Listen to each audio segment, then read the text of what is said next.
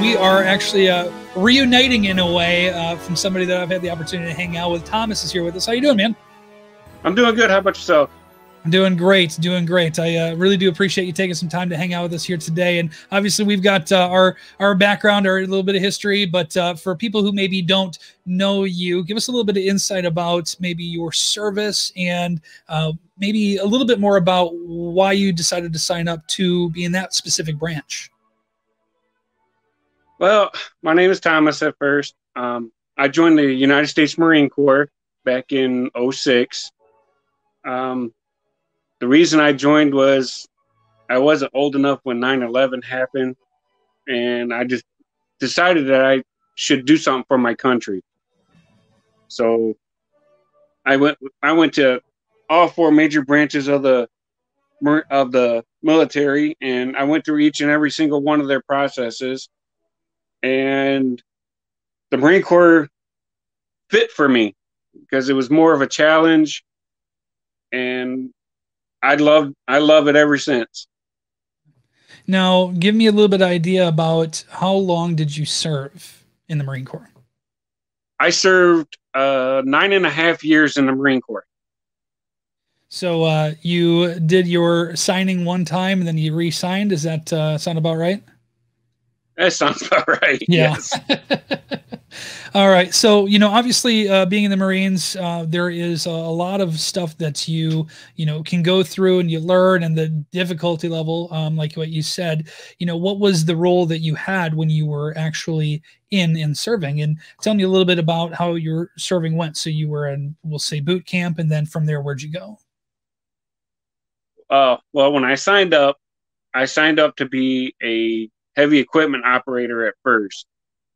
I went through boot camp, best 13 weeks of my life. It was a vacation, basically, for me.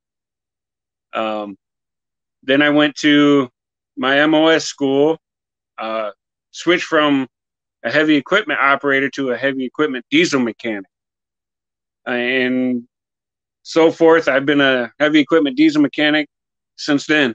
And my major roles were just basically working on like front end loaders, bulldozers as big as a house, 50-ton cranes, 7.5-ton cranes, you name it with heavy equipment on it, I probably worked on it. Now, were you then stateside? Did you go over and work overseas? Is that how that worked?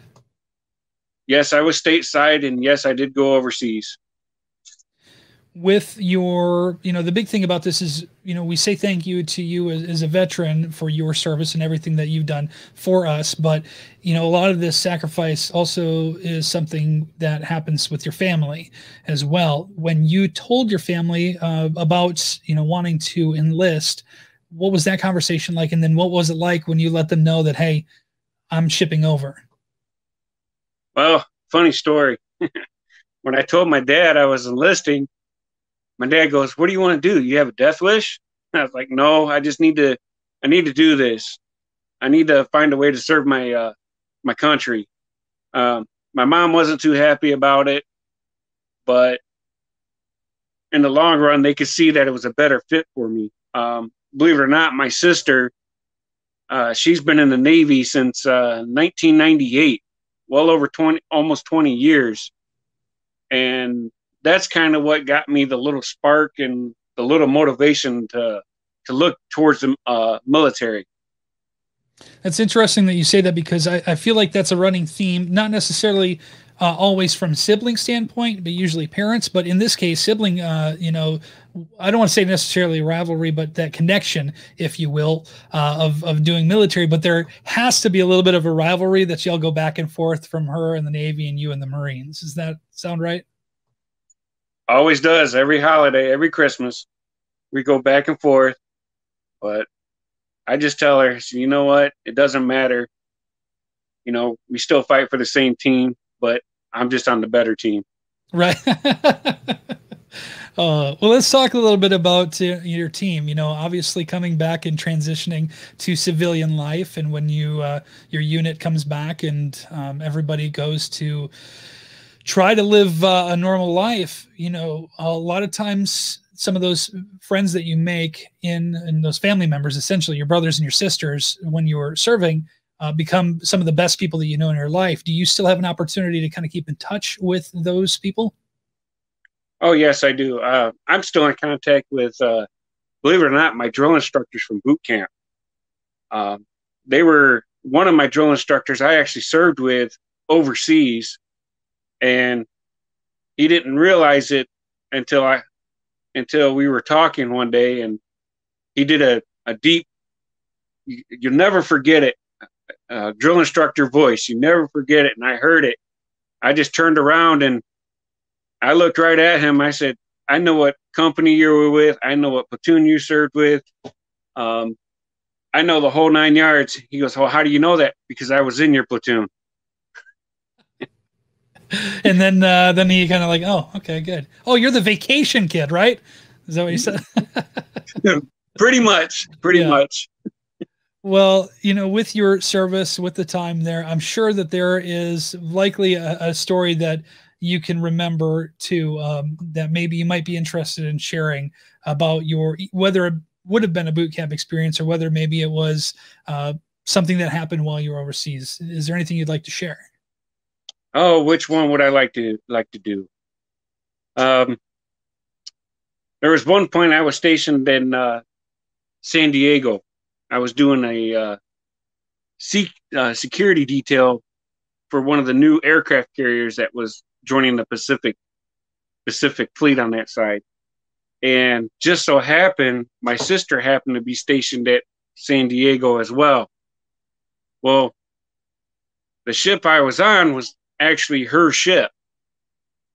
And I would walk the flight line the whole 9 yards while we were in port for them.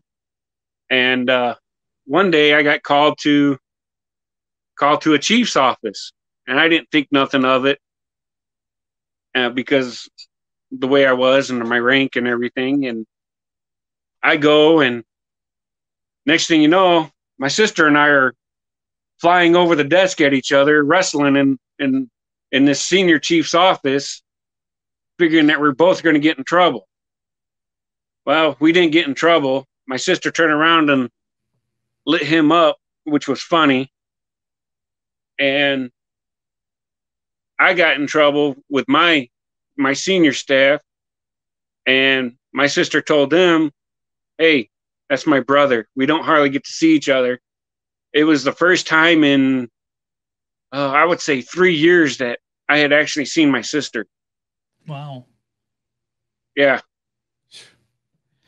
Well, definitely worth a little bit of a reprimand then, huh?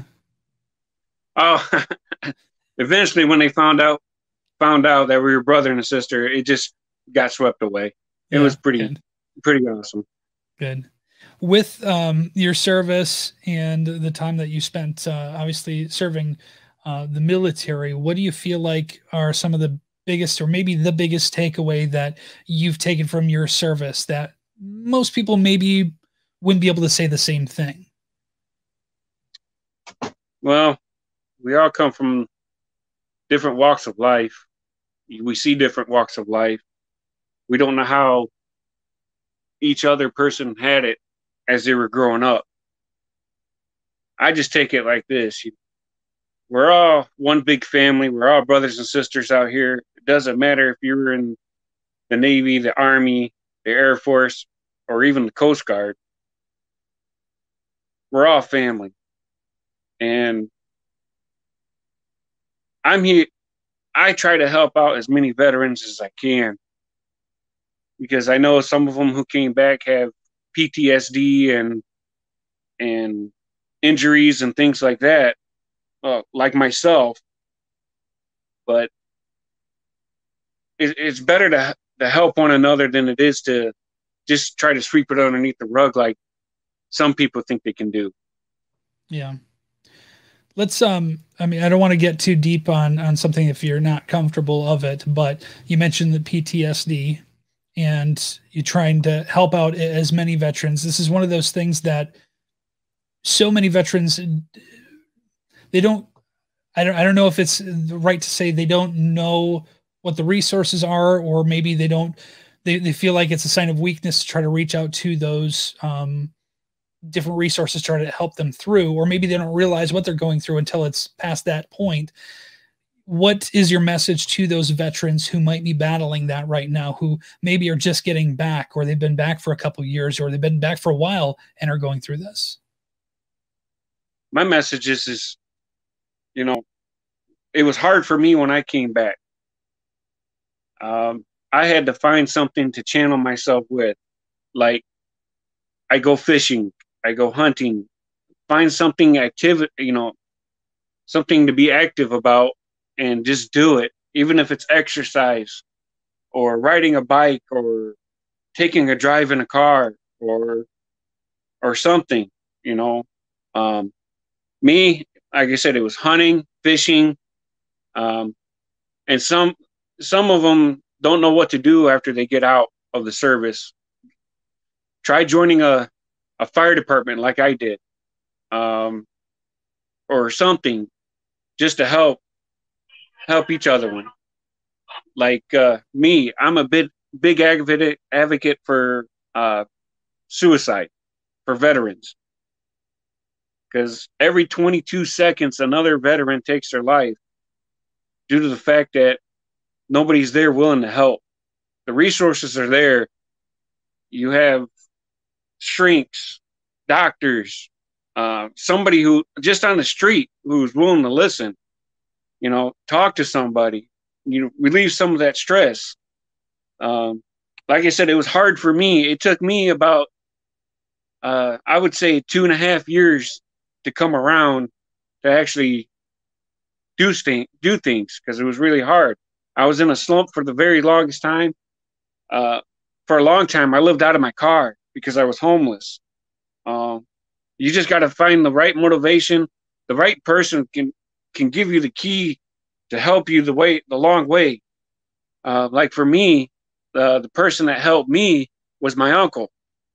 My uncle served 20 plus years in the fire service. My father served 20 plus years in the fire service. Those two people were the ones that I really leaned on to help me get back to my sanity. And if it wasn't for those two people, I wouldn't be who I am today. It's not an easy thing to talk about, Thomas, and I really do appreciate you sharing that with us. And your story of trying to find that somebody is a story that all too often is told by veterans. And there are a lot of resources out there. There's Berrien County Veteran Services. There's obviously American Legions as well, or other organizations, veterans focused, with people who are understanding, more understanding than even a civilian like I am, to be able to talk about. And I think that is a good message, just to find that person that you can talk to, and have that transition time back into normalcy, or what the new normal is, right? Yep. Yeah. Well, Thomas, is there anything else that you'd like to share about your service? Maybe somebody who might be considering joining up in the Marine Corps, or joining the military in general. What do you think they should know? Well, if you want to join the military, do your research. All the branches have different things for you that you can try to do. Make sure it's a right fit for you. Like I said, I went through all 4 branches, and Marine Corps was the best fit for me. I'm not saying, that the Army's not a good fit for somebody, the Air Force ain't a good fit for somebody, or even the Navy ain't a good fit for somebody. Make sure you do your research. If you want to do a specific job, do your research on which branch of the military does it. Now, me, I love the Marine Corps. I will go to the ends of the earth for the Marine Corps. And if you're really considering the Marine Corps, it's a really fun time. Yes, you have to endure 13 weeks of total hell, but at the end of that 13 weeks, it's easy. It's a cakewalk. And you'll meet some of the best people in the world.